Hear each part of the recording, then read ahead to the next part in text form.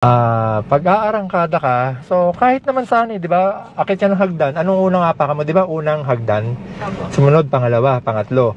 Huwag mong gagawin yung unang hagdan, lalagpasan mo yung pangalawang hagdan.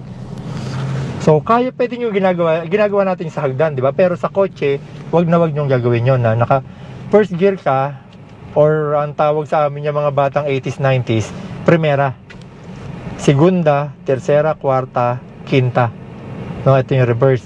So sa first gear tayo. Okay? Ito, anong tawag dito? Neutral. Neutral, very good, no? Sige ma'am, naka-neutral siya. Oh. Saan ginagamit ang clutch? Sa pag-change po ng gear. Yan, okay, sige. Apak ng clutch. Apak clutch. First gear. Yun. Second gear. Oh, pangit yung bagsak mo ha. Apakan mo lang yan ha. Apakan mo lang yung clutch ha. Diba naka-primera ka? Kung makatodo ka naman, sobra. Ako nga. O alalay pa no. O sige, primera, first gear. O, second gear.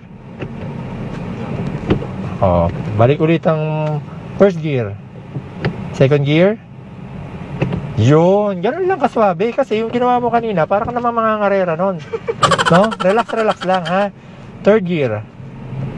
Yan. Fourth gear. O, fifth gear. Yun. Okay. Neutral. Reverse. Yan. Ang galing! Ang galing! Okay. So, reverse. Siyempre, pag-aatras tayo, no? O, neutral. O, pag na-traffic, anong gagawin mo? Pag na-traffic. O, mari, stoplight. Nasa traffic light siya, nag-stop. O, bisa muna ng clutch. Relax na. Kasi naka-neutral yan eh. Then, wag mong kakalimutan? Handbrake.